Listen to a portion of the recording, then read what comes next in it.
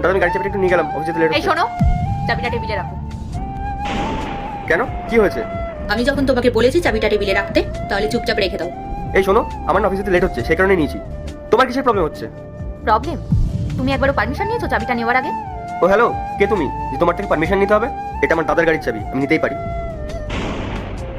আমি ওর গার্লফ্রেন্ড হই, আমাদের বাইরে একটা ইম্পর্টেন্ট কাজ আছে, আমাদের বেরোতে হবে, তাই তোমাকে ভালোভাবে বলছি চুপচাপ টেবিলে রাখো চাবিটা।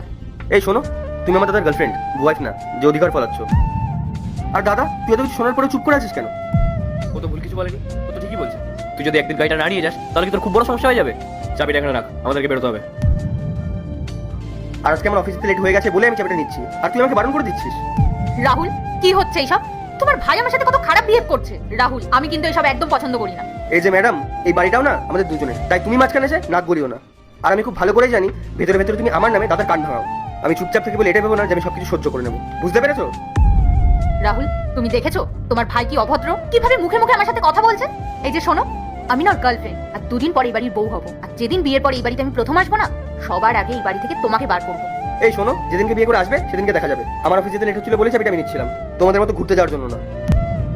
রাহুল, এবার তুমি ডিসাইড করো তুমি কার সাথে থাকবে, আমার সাথে নাকি তোমার এই ফালতু ভাইয়ের সাথে? দাদা কি বলবে? আমি বলছি এই বাড়িটা আমাদের দুজনের, তাই তুমি এই বাড়ি থেকে বেরিয়ে যাও। আর দাদা তুই কি এটা জানিস ও তোর পেছনে ঠিক কি কি করে? ও অনেকগুলো ছেলের সাথে অ্যাফেয়ার চালায়।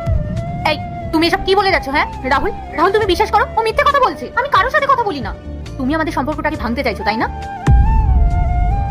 দেখো, তোমার সাথে আমি কোনো ফালতু তর্ক করতে চাই না। আমি খুব ভালো করেই জানি যে তুমি দাদার সাথে টাকার জন্য আসো। আর যেদিন আমার দাদা তোমাকে শপিং করানো, ঘুরতে নিয়ে যা, তোমার পেছনে টাকা ওরানো এসব বন্ধ করে দেবে, সেদিনকে তোমার আসল রূপটা বেরিয়ে আসবে। এই একদম চুপ কর, অনেকক্ষণ ধরে তোর আমি এই ফালতু কথাগুলো শুনে যাচ্ছি। আর কোন গাড়ির অধিকারের কথা বলছিস তুই?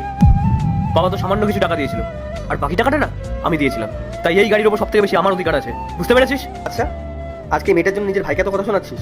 ভালো, আজকে এই গাড়ির চাবিটা নিলাম বলে আমাকে এত কথা শুনতে হচ্ছে। রাহুল দেখেছো তোমার ভাই কি অভদ্র? আরে তুমি যদি একদিন অফিসে না যাও তাহলে কি এমন হয়ে যাবে? ফের লাগবে না আমার চাবি, আমি প্রতিদিনের মতো বাথরুমে চলে যাবো অফিসে। আর হ্যাঁ, বাবাকে আমি সবকিছু বলে দেবো যে তুই মেয়েটার পেছনে কত ফালতু টাকা খরচ করছিস। গেলাম আমি। দেখলে রাহুল, এখন আমাদের বিয়েই হয়নি তার আগেই তোমার ভাই আমার সাথে এরকম বিহেভ করছে। বিয়ের পর তো আমিও শত্রু হয়ে যাব। আমি তোমাকে বলে দিচ্ছি, বিয়ের পর যদি তোমার ভাই আমার সাথে এরকম বিহেভ করে, আমি কিন্তু এই বাড়ি ছেড়ে চলে যাব, সাথে তোমাকেও। আরে পূজা, আমি তো জানি ও সব মিথ্যে কথা বলছিল, আর তুমি তো দেখলে আমি তোমার সামনে ওকে কত বকাবকি করলাম। রাহুল দেখো, তোমার ভাই ছোট বাচ্চা নয়, ও আমাকে একদমই সম্মান দেয় না। আর আমি চাই না বিয়ের পর এরকম মানুষের সাথে একই ছাদের তলায় থাকতে। আর আমি তোমার বাবা মার সাথেও থাকতে পারবো না, বিয়ের পর আমার আলাদা ফ্ল্যাট চাই। ওকে, তোমার যদি এই বাড়িতে থাকতে প্রবলেম হয় তাহলে ফিউচারে আমরা অন্য কোনো ফ্ল্যাটে শিফট হয়ে যাবো। ওকে।